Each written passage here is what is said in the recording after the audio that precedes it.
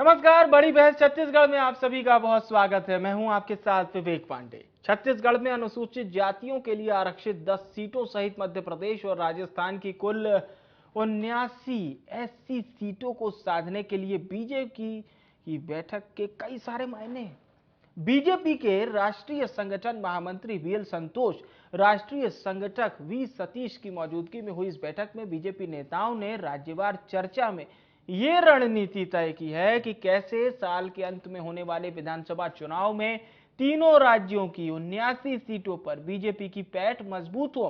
दरअसल इन तीन राज्यों में मध्य प्रदेश के अलावा छत्तीसगढ़ और राजस्थान में कांग्रेस की सरकार है। बात छत्तीसगढ़ की करें तो साल 2018 में हुए चुनाव में 10 में से कांग्रेस ने 7, बीजेपी ने 2 और 1 सीट बीएसपी ने जीती थी और कमोबेश राजस्थान और मध्य प्रदेश में भी स्थिति कुछ ऐसी ही है। बीजेपी की इस बैठक पर मुख्यमंत्री भूपेश बघेल ने कटाक्ष करते हुए कहा है कि जनगणना के आधार पर उन्हें 12% आरक्षण दिया गया है। भारत सरकार ने उनके साथ अन्याय किया। आरक्षण की सुविधा तो कांग्रेस ने दी, इन्होंने भर्ती बंद की, सार्वजनिक उपकरण को बेच रहे हैं, ऐसे में लाभ कैसे मिलेगा? लोग टर्म में इसका षड्यंत्र हो रहा है।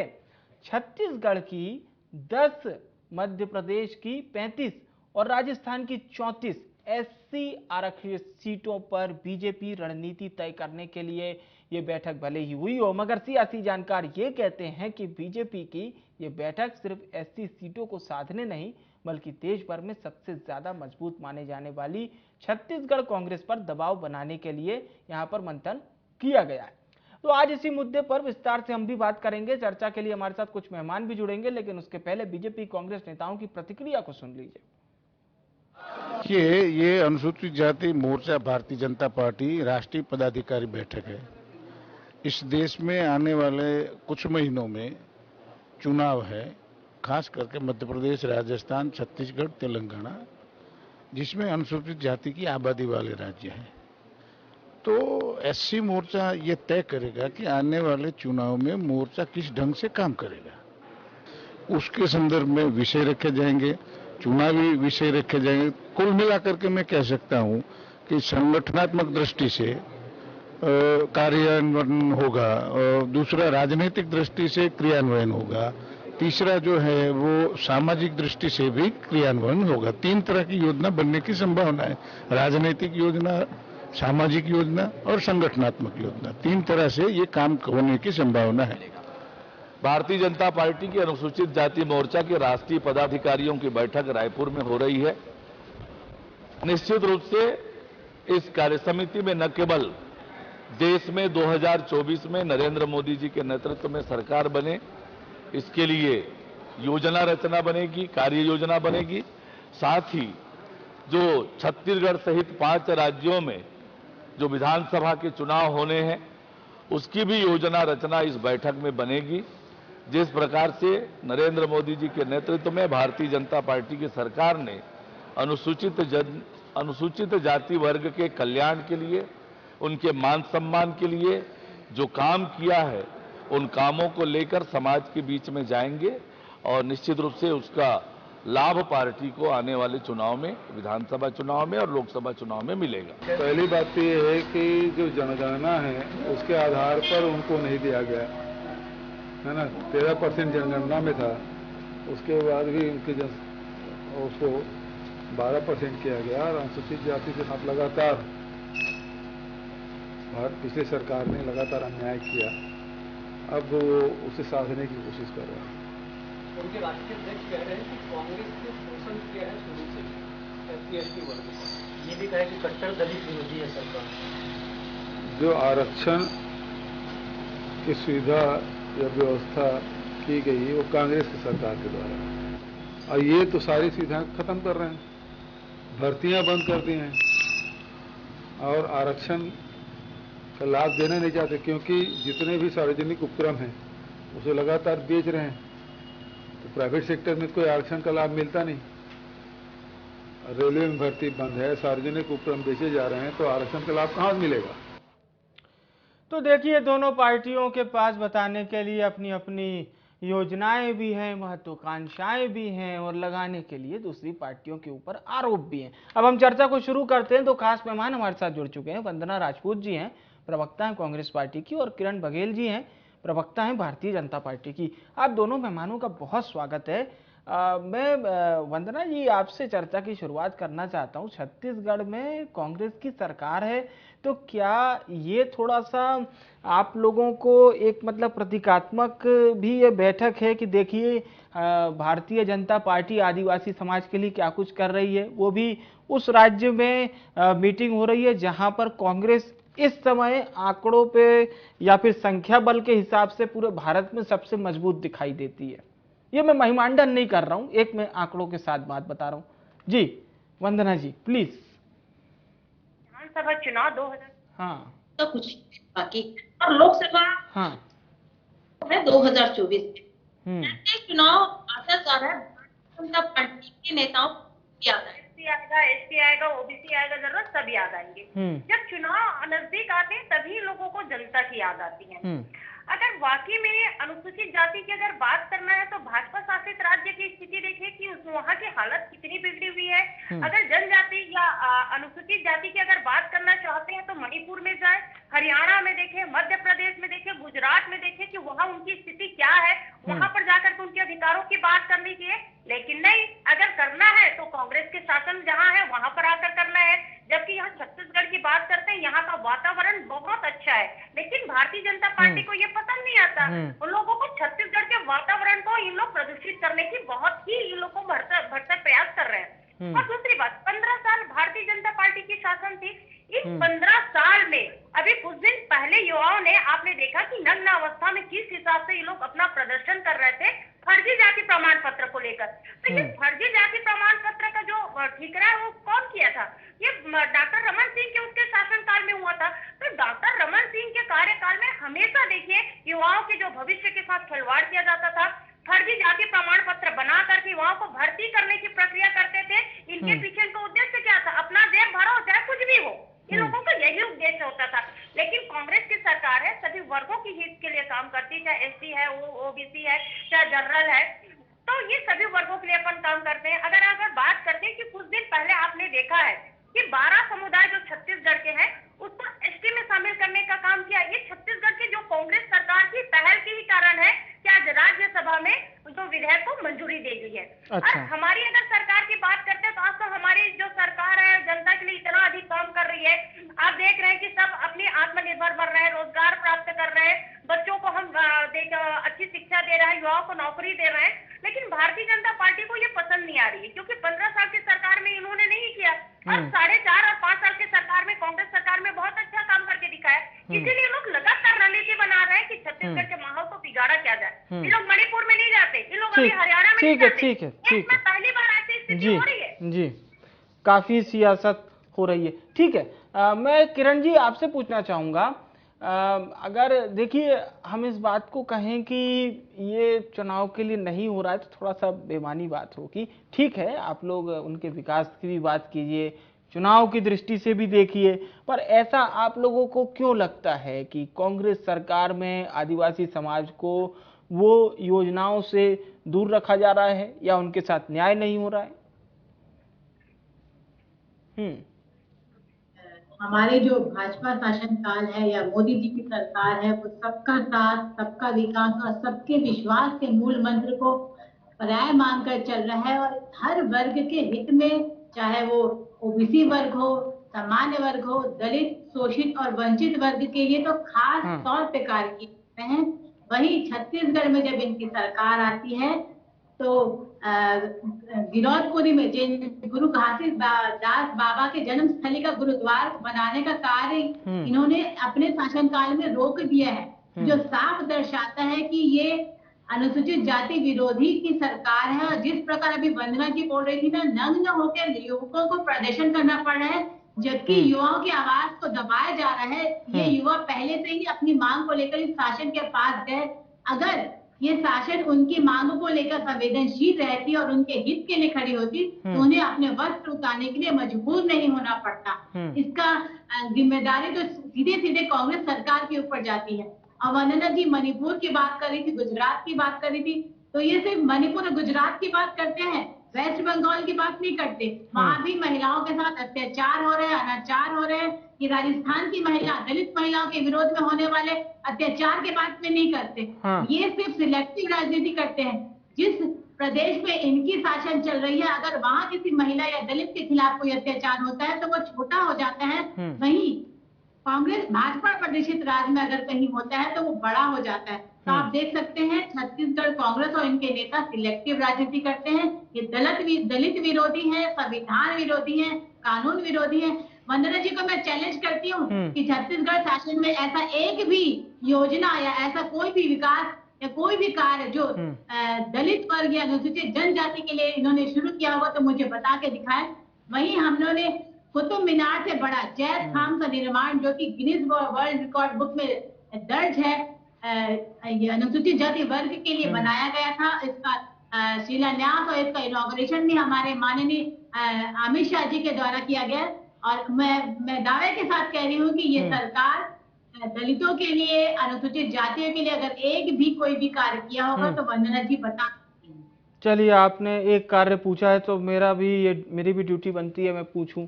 जी वंदना जी, सीधा सवाल कर रही हैं किरण जी आपसे। भाजपा के प्रवक्ताओं की एक बात है, आजकल खुला चैलेंज करते हैं और वैसे डॉक्टर रमन के खिलाफ चैलेंज करते हैं, लेकिन मैदान छोड़ करके भाग जाते हैं। ठीक है किरण जी प्लीज।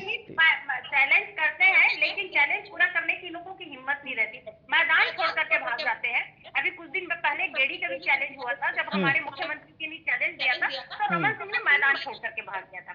उससे नहीं जाऊंगी मैं, आज जो मुद्दा उसी पर बात करूंगी। आप ये बताइए कि यहाँ छत्तीसगढ़ की सरकार में यहाँ पर ऐसा कौन सा इन लोगों को लग रहा है कि यहाँ पर अनुसूचित जाति लोगों के साथ भेदभाव हो रहा है? भेदभाव तो इन लोग कर रहे हैं। हम लोग आरक्षण देने के लिए सबसे पहले यहाँ की जो राज्यपाल थी असैया उइके जी ने, उन्होंने कहा कि आप लोग विधेयक लाइए, मैं तुरंत उस पर साइन करूंगी। राज्यपाल जी ने कहा, हमारी सरकार ने तुरंत वो काम किया, विधेयक को मंजूरी करके हम राज्यपाल के राजभवन भेजे, वहां पर साइन नहीं हुआ, बोले कल साइन करूंगी, परसों साइन करूंगी। अब कितने दिन हो गए और ये साइन इसी कारण मेरे को लगता है कि पूर्व जो राज्यपाल जी है उनको यहाँ से ले गई स्थानांतरण, उनको मणिपुर में किया गया था।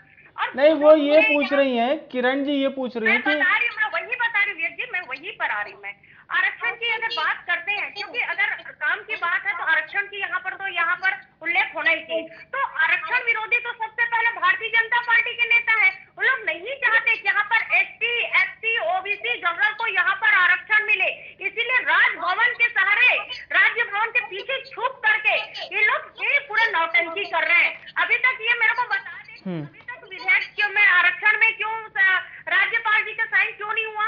और राज्यपाल जी की अगर बात करते हैं तो इतनी संवैधानिक पद है, एक केंद्र सरकार की प्रतिनिधित्व करती है, और यही अगर आरक्षण की बात आती है जहां पर भाजपा शासित प्रदेश है, वहां के राज्यपाल बिना कुछ सोचे वहां पर साइन कर देते हैं। लेकिन जहां जहां कांग्रेस की सरकार है वहां पर ये लोग मुद्दा बना लेते हैं। तो हमेशा से भारतीय जनता पार्टी नेताओं का काम रहा है, चाहे केंद्रीय नेतृत्व की बात करें चाहे स्थायी नेताओं की बात करें, अड़ंगे डालने का बहुत काम करते हैं, लेकिन हमको कुछ फर्क नहीं पड़ता।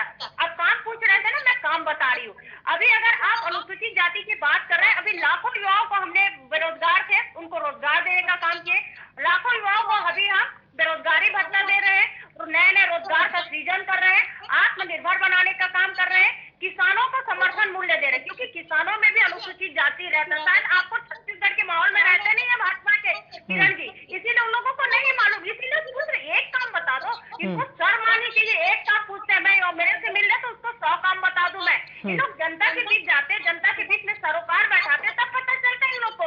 ये लोग तो हवाई बात करते हैं ना, क्योंकि इन लोगों को मालूम है कि चुनाव कैसा लड़ा जाता है, पूंजी के बल पर। इन लोगों को संगठन से कोई मालूम बात नहीं है, इसीलिए अमित शाह जी जब आते हैं तो यहाँ पर जोर की राजनीति करते हैं। हमने कई राज्य में देखे कि जहाँ पर जनता से जो चुन करके आते हैं, राज्य सरकार को गिराने का काम करते हैं। इन लोगों को बहुत घमंड है कि हम पूंजी के बल पर चुनाव जीत सकते हैं, लेकिन पूछ लेते हैं जी, गलत है, क्योंकि जनता है, संगठन को महत्व देती है। यहाँ पर बहुत अच्छे से समझ चुकी है, हमने 5 साल काम किया है, और यही 5 साल के कारण ही इन लोगों के जो माथे पे पसीना छूट रहा है आज मोदी। चलिए, मैं किरण जी से जवाब ले लेता हूँ आपकी बात पर। सामने बिल्कुल फीका पड़ गया है। ठीक है, केंद्रीय नेतृत्व है, आज किरण जी क्या कहेंगी मैडम आप? वंदना जी, बहुत अफसोस हुआ कि आप हमारे अनुसूचित जाति जनजाति के भाई बहनों के लिए एक भी योजना नहीं बता पाई, जिससे हम ये कह सके कि आपके शासनकाल में उनके उत्थान के लिए काम हुआ। मैं आपको बताती ठीक है वंदना जी अब किरण जी को सुन लेते हैं, प्लीज आप दीजिएगा जवाब। और 12वीं हाँ, कक्षा के टॉपर्स बोलिए। के लिए हमारे सरकार ने 15,000 की छात्र वृद्धि की योजना लाई थी। स्वामी विवेकानंद गुरुकुल उन्नयन योजना चालू की थी। और मैं आपको बताती हूँ, प्रधानमंत्री फसल बीमा योजना के तहत 2018-22 में छत्तीसगढ़ के अनुसूचित जाति किसानों को लगभग 1 लाख के किसानों को रबी खरीफ किसानों को लाभ पहुंचाया गया। ठीक है वंदना जी, मैं आऊंगा आपके पास। रबी किसानों को फसल के किसानों को लाभ पहुंचाया गया। और अब वंदना जी एक भी योजना बताने में असमर्थ है, क्योंकि इनकी सरकार अनुसूचित जाति को, जनजाति को मात्र एक वोट बैंक के रूप में जानती है, पहचानती है। अगर आप अनुसूचित जाति के हितैषी होते वंदना जी, जैब खान में ठीक है वंदना जी, पहले किरण जी की बात हो जाने दीजिए, फिर आप अपनी बात रखिएगा। 2000 करोड़ की मदद से रुका हुआ जो गुरु घासीदास जी के जन्म स्थली का जो गुरुद्वार हमारे शासनकाल में स्वीकृत हुआ था, उसे इन्होंने रोक दिया है। ये इनका साफ अनुसूचित जाति विरोधी चेहरा दिखाता है। अभी वंदना जी कह रही थी युवाओं की बात करके, तो 19 लाख रजिस्टर्ड युवाओं में अभी इन्होंने सिर्फ मात्र 1 लाख युवाओं के लिए बेरोजगारी भत्ता जारी किया है, वो भी चुनावी समर में। आप ये कह रहे थे चुनावी समर आता है तो हम सभी अनुसूचित जाति ओबीसी हर वर्ग को साधने की कोशिश कर रहे हैं। यही हाल तो इनके मुख्यमंत्री का है। अभी चुनाव पास है तो ये युवा संवाद कर रहे हैं, किसान संवाद कर रहे हैं, दुनिया भर के संवाद कर रहे हैं। मैं तो कहती हूँ ऐसा कोई भी वर्ग नहीं है जिसे भूपेश सरकार ने छलने का, ठगने का काम नहीं किया है। जनता बहुत समझदार है। इनके चुनावी घोषणा 36 वादों में से कितने वादे इन्होंने किया है, अभी तो उसमें भी कंट्रोवर्सी आ गई। वो ये कह रही है किरण जी, वंदना जी ये कह रही हैं कि जो हम लोग गोधन न्याय योजना है या दूर दराज के क्षेत्रों के किसानों के लिए जो योजनाएं लाए हैं, वो आफ्टर ऑल दलित किसान हो या आदिवासी किसान उनके पास जा रही है। वो ये कह रहे हैं कि स्पेसिफिक हम इसे एक मतलब जाति वर्ग के हिसाब से नहीं चलाया, ये सबके लिए काम कर रही है। इस तरह की जो योजना है जो ट्राइबल में किसान है उसको भी फायदा दे रही है। ठीक है, अगर इनकी बात मान भी लिया जाए तो मैं आपको एक और उदाहरण देती हूँ। केंद्र सरकार से 11,000 करोड़ का अनुसूचित जाति पोस्ट मैट्रिक और प्री मैट्रिक छात्रों के लिए बजट में पंचवर्षीय योजना के तहत प्रावधान को बढ़ाकर 59,000 करोड़ कर दिया गया है, जिसमें राज्य सरकार को अपना अंश देना पड़ता है और सीधे ये बजट में जो प्रावधान किया है वो राशि छात्रों के खाते पे सीधे आती है। उसे भी ये राज्य सरकार देने से इनकार कर रही। ठीक जैसे प्रधानमंत्री आवास में इन्होंने देने से मना किया, तो सीधे तौर पे आप देख सकते हैं ये अनुसूचित जाति के छात्रों का भला नहीं चाह सकती। और अनुसूचित जाति के छात्र ही आप देख सकते हैं जिले में अपना प्रमाण पत्र बनाने के लिए कितने परेशान हो रहे हैं। तो कुल मिलाकर मैंने कहा ना। अच्छा मुझे एक बात बताइए, बहुत और एक और बात मैं आपको बता रही हूँ। बोलिए। जैसे ही इन्होंने आरक्षण की बात कर रही थी वंदना जी, जब हमने इस आरक्षण के विरोध, आरक्षण बढ़ाने के लिए याचिका कोर्ट में दायर किया था, तो दो ऐसे व्यक्ति जो इस आरक्षण के विरोध में गए थे, चाहे वो शुक्ला जी हो या पद्मा मनहरे जी हो या PR खुटे जी हो, उन्होंने इनके शासन काल में जो इस याचिका के खिलाफ गए थे, इस आरक्षण को बढ़ाने के खिलाफ गए थे, उन्हें इन्होंने लाल बत्ती पद से नवाजा है। ये सीधे सीधे साफ दर्शाता है कि ये उस आरक्षण के विरोधी व्यक्ति को संरक्षण देते हैं। तो ये साफ दर्शाता है कि कहीं ना कहीं ये आरक्षण के विरोधी हैं और इनके कथनी और करनी में बहुत फर्क है। ठीक है, कथनी और करनी में फर्क आप बता रही हैं और हम लोग भी जो चर्चा कर रहे हैं। लेकिन वंदना जी एक मैं बात जरूर पूछना चाहूँगा, ग्राउंड में भी जब हम लोग जाते हैं देखते हैं कि चाहे वो अनुसूचित जाति के छात्र हो या अनुसूचित जनजाति के छात्र हों, इनके लिए सरकार हॉस्टल निर्माण भी करवाती है। तो अभी आप लोग जब से सरकार में आए तो आप लोगों के समय में ऐसा कितना निर्माण हुआ जिसमें वो बच्चे पढ़ सकें, या फिर जो पुराने समय से चले आ रहे थे तो उसका आप लोगों ने जीर्णोद्धार करवाया हो? देखिए, अगर अनुसूचित जाति की अगर बात करते हैं तो यहाँ छत्तीसगढ़ में विशेष महत्व दिया जाता है। और हमने अगर हॉस्टल की बात करते हैं तो करीबन जो नए जिला बना है, नए जिले में हर एक जिले में कम से कम 2-2 हॉस्टल बनाए गए हैं और उनकी रहने की सुविधा, पढ़ने की सुविधा, हर चीज की सरकार ध्यान लगा रही है। यहाँ तक कि हम अनुसूचित जाति के अगर बच्चों की बात करते हैं, अलग प्रतियोगी परीक्षा के लिए उन लोगों को ट्यूशन क्लास भी देने की काम कर रहे हैं ताकि बच्चे अच्छे से पढ़े और वो अपने सुनहरा भविष्य को गढ़ सके। और रही बात, मेरी बहन बोल रही थी कि अनुसूचित जाति प्रमाण पत्र बनाने के लिए बच्चों को बहुत तकलीफ होती है, तो उनकी जानकारी में ये नहीं है। आजकल घर बैठे हमारे शासन में इतनी सुविधाएं दे चुकी है कि घर बैठे बस आप एक कार्ड मितान को लगाइए, आपके घर बैठे, चाहे जाति प्रमाण पत्र की बात करें, चाहे किसी भी प्रमाण पत्र की बात करें, आपके घर में बैठे ही उनको मिल जाता है। आपके शासन में तो ये सब कमीशन खोरी रहता था मैडम, कमीशन खोरी लो और प्रमाण पत्र बनाओ, लेकिन ये ऐसे कांग्रेस की सरकार नहीं है। एक फोन करो, घर बैठे आपको जाति प्रमाण पत्र, निवास प्रमाण पत्र, सारा चीज ले जा करके दे देते हैं।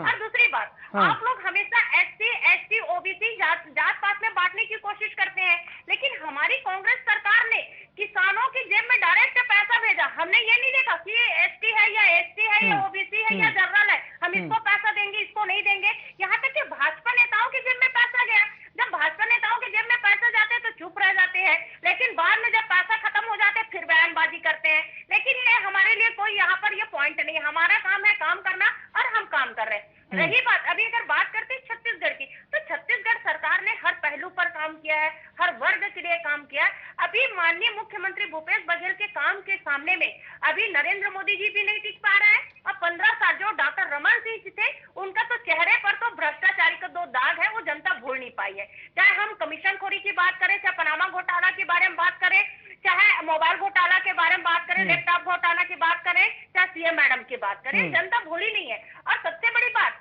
अगर बात करते हैं, अभी सारे जो केंद्रीय नेतृत्व है छत्तीसगढ़ में डेरा डालने वाले हैं, क्योंकि और प्रदेश में भी चुनाव होने वाला है, लेकिन और प्रदेश में इन लोग इतना महत्व न दे करके सिर्फ छत्तीसगढ़ को फोकस कर रहे हैं। इसका कारण क्या है कि माननीय मुख्यमंत्री भूपेश बघेल इन लोगों के लिए चुनौती बन चुकी है और इस चुनौती के सामने इन लोगों का जो हाथ पैर पूरा ठंडा पड़ गया है, इसीलिए पूरे के पूरे एक साथ होकर के इन लोग भूपेश बघेल को हराने के लिए कोशिश कर रहे हैं। लेकिन इन लोगों की गलतफहमी है, हम सिर्फ कागज पर ही काम नहीं किए, हम धरातल पर जाकर के काम किए हैं और जनता 2023 में हमको भरपूर समर्थन देगी। और जो 14 सीट में भाजपा सिमटे थे, मेरे को लगता है अगर इस साल अगर सिर्फ 6-7 भी सीट मिल जाए तो इन लोगों के लिए बहुत अच्छा है।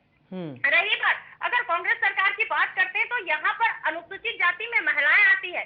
महिलाएं आप देखिए, अनुसूचित जाति में आज आत्मनिर्भर बन रही है। गांव में जाकर के देखना किरण जी, अगर गांव के रहने वाले हो, गांव से संबंध बनाते तो एक बार जरूर गांव में जाकर के देखना। आज महिलाएं नरवा गरवा गुरुआ बाड़ी के माध्यम से हो, या गोठान के माध्यम से हो, चाहे वो गोबर से जो बनाते हैं दिया हो और गमला हो, ये सबसे आत्मनिर्भर बन रहे हैं। मैं पूछ लेता हूँ किरण जी। हाँ किरण जी, क्या कहेंगी आप? वंदना जी ने तो बता दिया अपनी ओर से, पूरी देखिए भाई साहब, जानकारी दे दी। हमारी 15 साल की सरकार थी, लेकिन वंदना जी एक भी घोटाले, सिर्फ नान घोटाले से आगे बढ़ नहीं पाई। इनकी 4 साल की सरकार थी और मैं बताती हूँ, चावल घोटाला, शराब घोटाला, PSC घोटाला, गौठान घोटाला, कोल घोटाला, अभी 4 साल में तो आपने 55 घोटाले कर लिए। आप बोल रहे मुख्यमंत्री जी हमारे लिए चुनौती है, तो वंदना जी मुख्यमंत्री जी भूपेश बघेल जी तो आप सबके लिए चुनौती, आपके स्वयं कांग्रेस के लिए चुनौती है। जिस प्रकार से आपका केंद्र नेतृत्व TS सिंहदेव को उप मुख्यमंत्री के रूप में प्रोजेक्ट कर रहे हैं, दीपक बैज जी को अध्यक्ष के रूप में प्रोजेक्ट कर रहे हैं, तो वो स्वयं आपके मुख्यमंत्री ये सुनिश्चित नहीं कर पा रहे हैं कि क्या वो अगले छत्तीसगढ़ के कांग्रेस चुनाव में कांग्रेस का चेहरा होंगे। चुनाव तो स्वयं आपके लिए आपके मुख्यमंत्री बन गए हैं। दूसरी बात, आप 14 सीट पर बोल रहे थे, हमारे 13 विधायक शेर की तरह दहाड़ते हैं सदन में और आपके सदन के कार्य को आपके मुख्यमंत्री पूरा नहीं करते, उनके डर से आधे में ही रोक दिए जाते हैं। और आप बात करते हैं महिला, SC महिला के बारे में, आज का डिबेट ही देख लीजिए, आपके पास SC के वर्ग से डिबेट में आने के लिए कौन नहीं था। आप जो सामान्य वर्ग की है, मैं एक SC वर्ग की महिला हूँ और अपने इस डिबेट को लड़ने के लिए स्वयं आई हूँ। तो आप देख सकते हैं भाजपा SC वर्ग को, SC महिला को किस तरह आगे कर रहा है, तो स्वयं आपके सामने एक एग्जाम्पल के रूप में उभरा है। और आप स्कीम की बात करते हैं, वंदना जी, सिर्फ कैंप चल रहा है छत्तीसगढ़ में, मात्र छत्तीसगढ़ में कांग्रेस के हाथ कोयले में काले हो चुके हैं। वंदना जी, आप इस बात को स्वीकारें। और मैंने कहा ना कि हमारे यशस्वी प्रधानमंत्री जी ने जो नारा दिया था, बदलबो बदलबो इदारी सरकार ला बदलबो। देखिए वंदना जी, 2 महीने बचे हैं, इदारी सरकार ला जरूर बदलबो। हाँ ठीक है, चर्चा का समय भी समाप्त हो चुका है। मैं वंदना जी, किरण जी, आप दोनों मेहमानों का बहुत बहुत धन्यवाद करना चाहूंगा। आप दोनों हमारे साथ चर्चा में जुड़े, शुक्रिया। जब आदिवासी समाज पर चर्चा होती है तो उस चर्चा का इतना गर्म होना लाजमी है, क्योंकि मध्य प्रदेश हो या छत्तीसगढ़, यहाँ बड़ी संख्या में आदिवासी समाज, दलित समाज निवास करता है। और ये सिर्फ वोट बैंक नहीं है, ये सरकार का भागीदार है। सरकार किसी की भी हो, इस वर्ग से मंत्री, विधायक या अन्य उच्च पदों पर बैठने वाले लोग आसीन होते हैं। क्योंकि मध्य प्रदेश और छत्तीसगढ़ की तासीर को आपको समझना है तो दलित वर्ग को, आदिवासी वर्ग को समझना ही होगा। इसके बिना ना तो आप राजनीति कर सकते हैं और ना ही राजनीति से जुड़ा अन्य कोई कार्य। नेता इस बात को बखूबी समझते हैं, तभी तो इस तरह के बयान सामने आते हैं। बड़ी बहस में इतना ही। मुझे आने विवेक को दीजिए इजाजत। नमस्कार।